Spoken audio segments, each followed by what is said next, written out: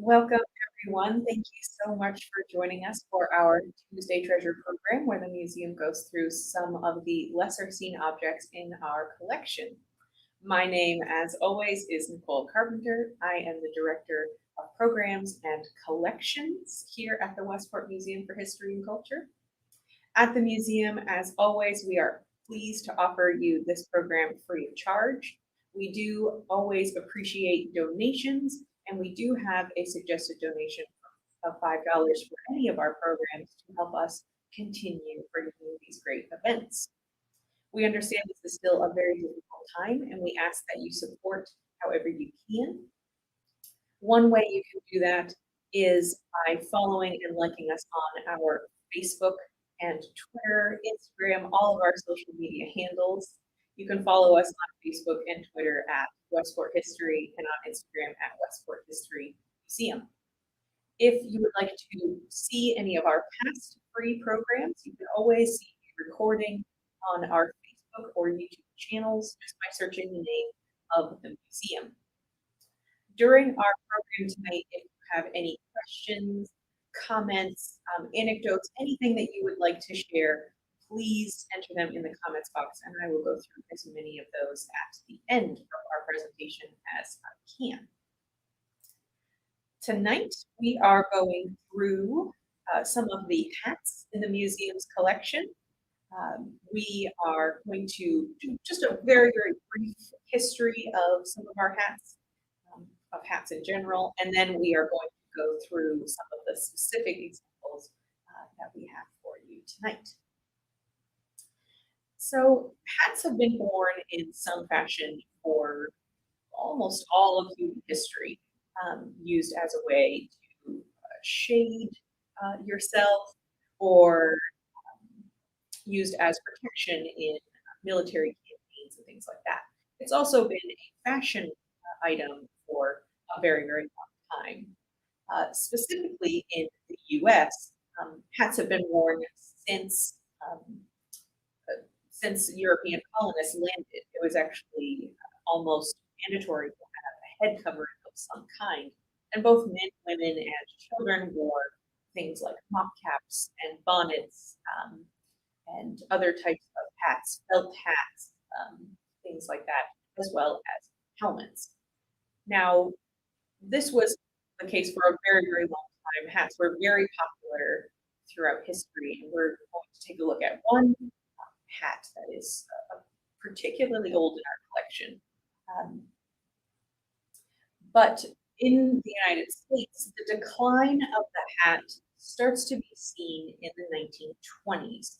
Now, the hat is still very, very popular in the 1920s, but we start to see a decline in New York specifically. We start to see college students actually boycotting hats, and it's just the very, very start of the decline, and that's when we see most timelines start to show decline in fashionable hats. World War II obviously had a lot of hats or head coverings in helmets, military, but that's also when we see a rise in the trend of bareheadedness. And of course, we know that by the time of JFK's inauguration, hats were almost always out of fashion, at least for men. The top hat was especially in the decline. So Jackie Kennedy definitely popularized the pillbox hat, which we also have some examples of for this evening. So to get started, we are going to take a look at a men's hat. You can see the hats that we have here tonight. We have 6 hats for you. So the first that I'd like to highlight is in a leather case here.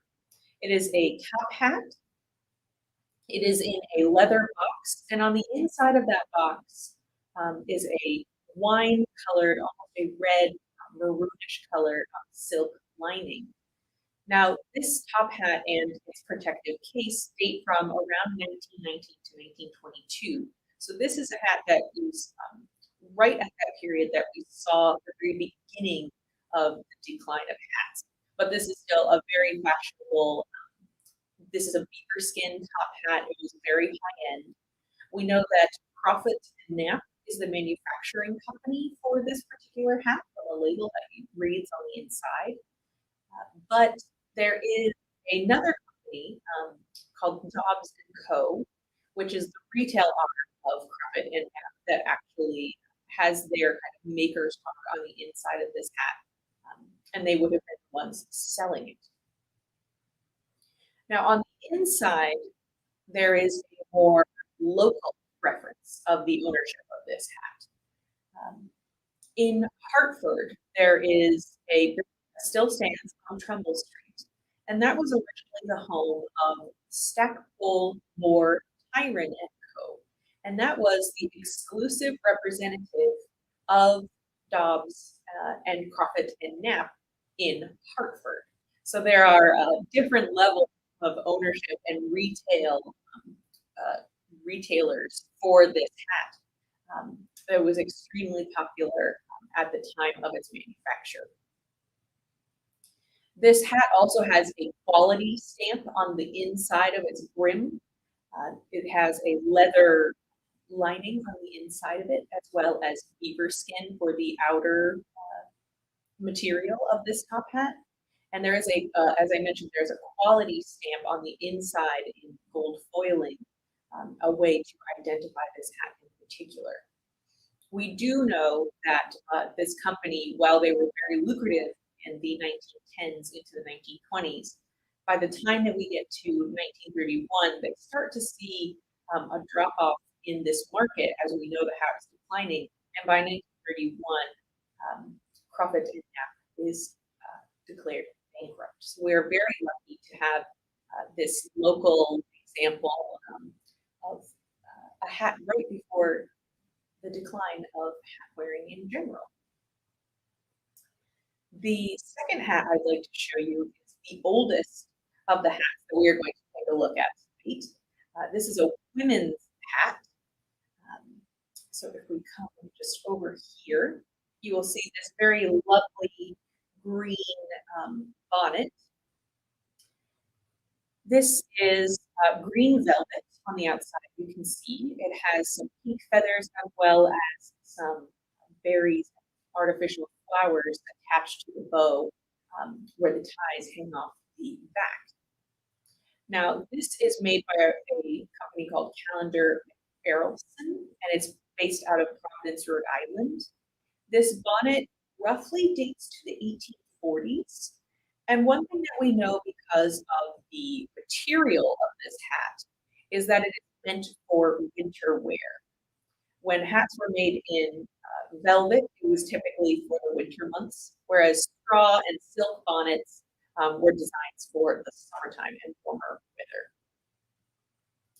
While this hat is not made in Westport or Connecticut, it is a very good example of an early hat. And this is very much the style of 19th century bonnets, early 19th century bonnets.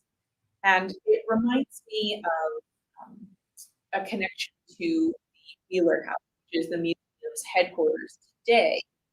And that is the millinery shop that was run out of the Wheeler House here, our headquarters.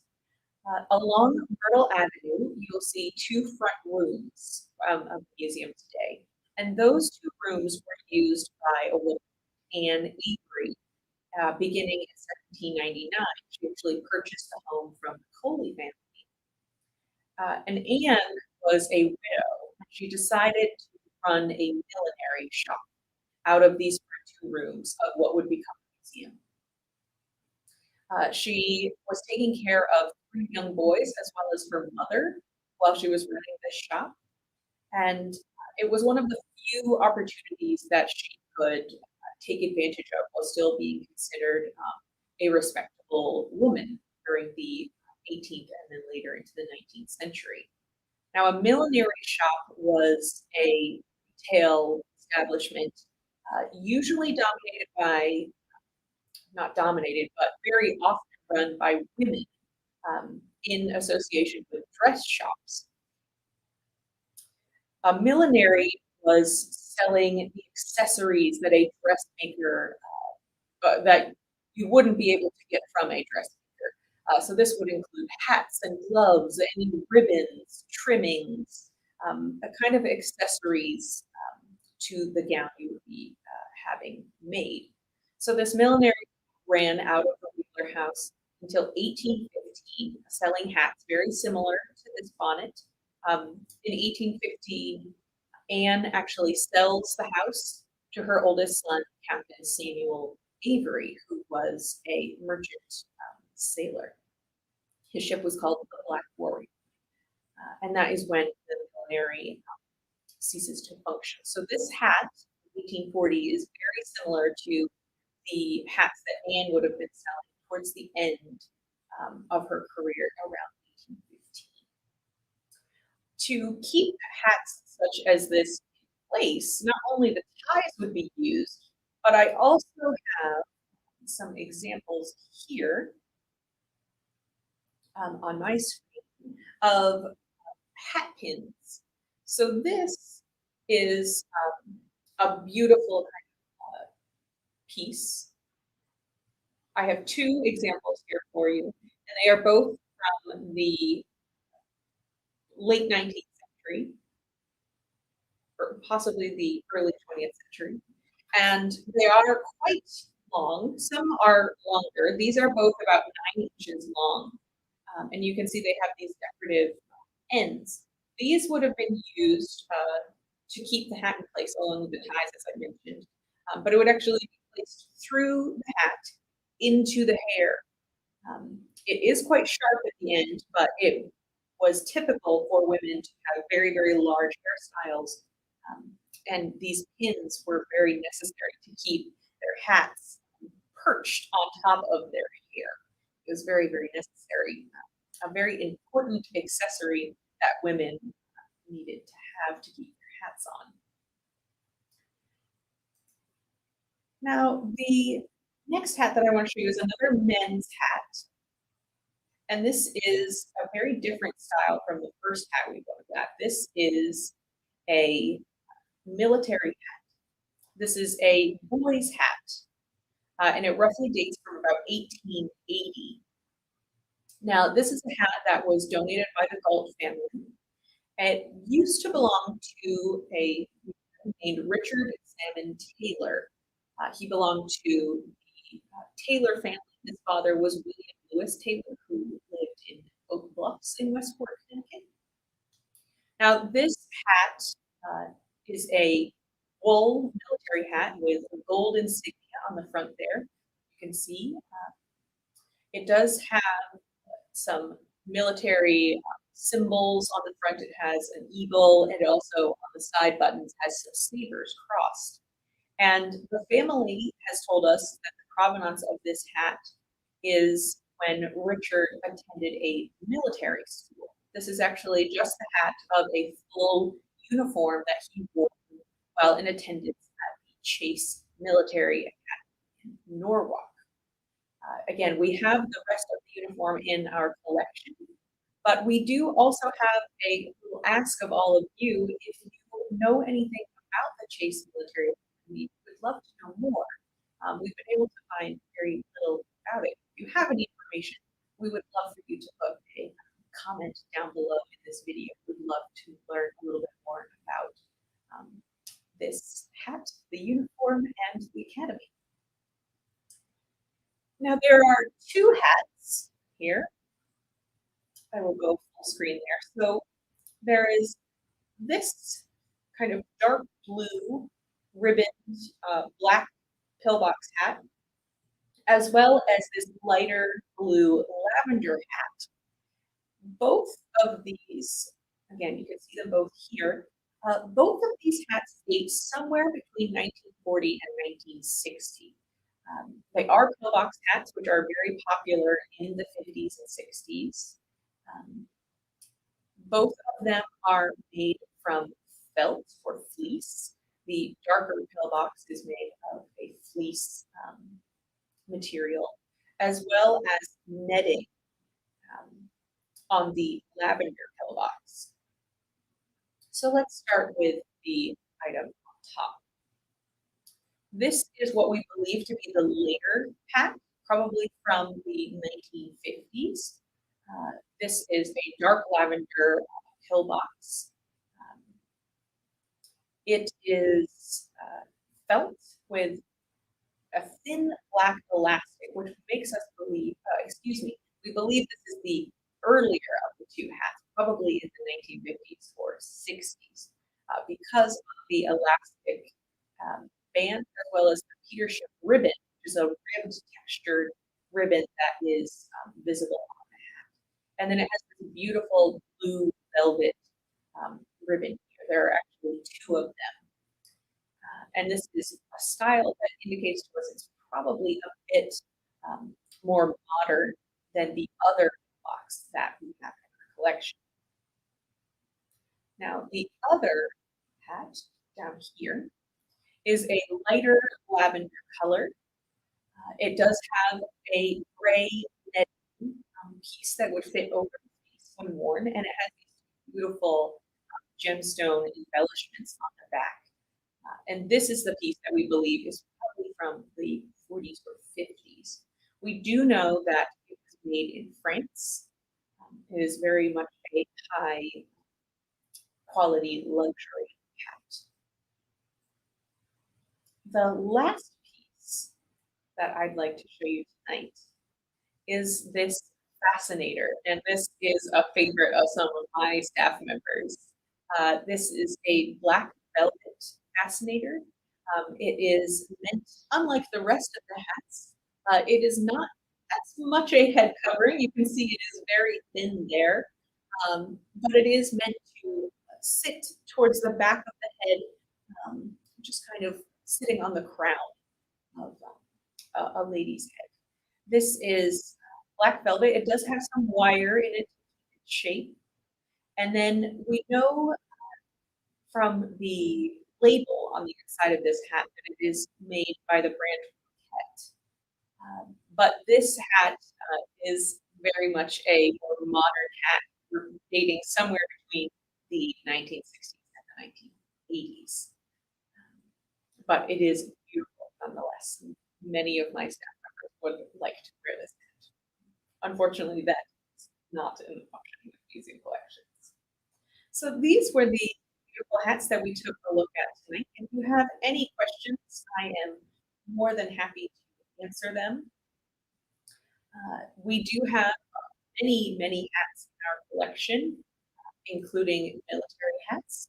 If any of you tuned into our Air Warden, our earliest Tuesday treasures, you would have seen an Air Raid Warden's helmet. And we have shown a couple of other pieces that would fit in with our group of hats tonight in some of our earlier projects. I do hope you all enjoyed our program tonight. If you have any questions in the future, please do not hesitate to comment below. My staff and I are always monitoring these videos to answer any questions that you have, or you can always reach out to us through email and we will try to answer your questions. I want to thank you all once again for tuning in this evening and have a great night. Enjoy the beautiful weather. Thank you so much.